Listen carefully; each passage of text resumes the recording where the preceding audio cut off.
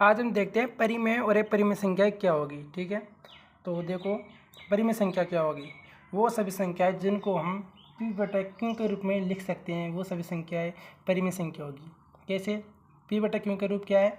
जैसे कोई संख्या है जिसको हम 2/7, 3/8 कुछ भी रूप में लिख दें, जिनकी p/q मतलब कि बटे के रूप में आ जाए, तो संख्या परिमेय होगी। और पूर्ण संख्या ही परिमेय संख्या होगी। सेकंड बात है अपरिमेय संख्या की, वो सभी संख्याएं जिनको हम p/q के रूप में नहीं लिख सकते हैं, वो क्या होगी? अपरिमेय संख्या होगी। अब देखो यहाँ पे नोट लगा के लिखा हुआ है, पाई एक अपरिमेय संख्या है। ठीक है, जबकि पाई का जो मान है ना 22/7 वो परिमेय संख्या है। अब आप बोलोगे कि ये 22/7 परिमेय संख्या क्यों है? क्योंकि ये p/q के रूप में लिख दिया है, इसलिए है। ठीक है, इसके बाद देखो वो संख्या जिसमें कोई अंक फिर से नहीं आता है, वो संख्या भी क्या होगी? अपरिमेय होगी। यहाँ पे देखो एक अंक दिया हुआ है, ये देखो 3 के बाद में 4 आ रहा है यहाँ पे, फिर 5, 7, 1, 7, 8, 9, लेकिन कोई भी अंक फिर से रिपीट नहीं हुआ। देखो पूरे अंक है ना वो एक बार ही आए हैं सभी अंक, तो ये क्या है? एक अपरिमेय संख्या है। उसके बाद में √2, √3, √5 ये भी अपरिमेय संख्या है। लेकिन देखो जैसे कि मैं बोल दूँ यहाँ पे √4, √9, देखो अब देखो ये देखो दोनों √4 एक परिमेय संख्या है, क्योंकि √4 को जब √ से निकालेंगे तो ये 2 आ जाएगा निकल के, √9 को जब √ से निकालेंगे तो ये 3 निकल के आ जाएगा। तो ये क्या है? एक परिमेय संख्या है।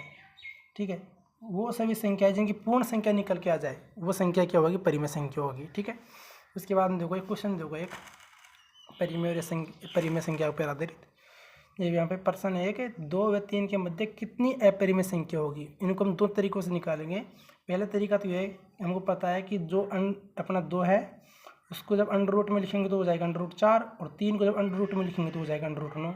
तो √2 का √ कितना हो गया? 4, और 3 का √ कितना हो गया? 9।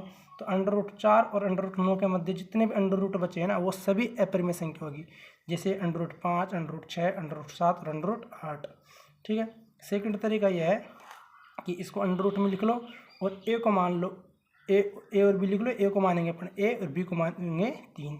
तो a और b तो 2 गुणे जब 3 करेंगे, मान रखने पर मान रख लेंगे यहाँ पे, a का मान 2 रख लिया और b का मान 3 रख लिया, तो 2 गुणे 3 करेंगे तो हो जाएगा अपना 6। ठीक है, लेकिन इस तरीके से देखो एक ही अपरिमेय संख्या निकल के आई है, और ये अपना पिछला तरीका ने उससे अपने कई अपरिमेय संख्या निकाल ली है एक साथ। उसके बाद में देखो यहाँ पे 2 व 3 के मध्य परिमेय संख्या कौन कौन सी है? तो परिमेय संख्या भी निकाल देंगे।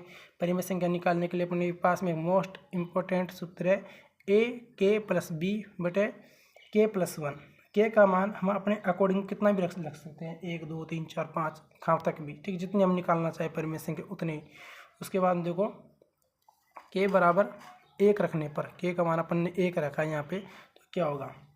k का मान 1 रखने पर a का से लिया यहाँ से 2। ठीक है, ये आ गया 2। a का मान अपन ने यहाँ से लिया, a को अपन ने 2 माना है और b को अपन ने 3 माना है, तो a का मान हो गया 2 और k का मान रखा है 1, प्लस b का मान 3, तो 3 के 3, k का मान अपन ने 1 लिया है, तो 1 प्लस के 1 बराबर 2 एकम 2, 2 और प्लस 3/1 2 बराबर 5/7 हो गया।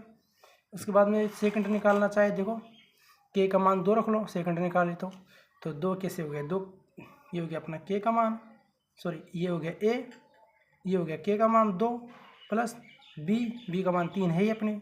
उसके बाद में k + 1, k का मान 2 रखा ही है, तो 2 + 1 हो गया 3, और 2 दूनी 4, 4 + 3 करेंगे तो 7, तो 7/3। कितने भी निकाल लो, 2 k के मान रखते जाओ, k का मान 1 रख लो, 2 रख लो, 3 रख लो, जितने भी रखोगे उतनी ही परिमेय संख्या निकल के आ जाएंगी। ठीक है, थैंक यू।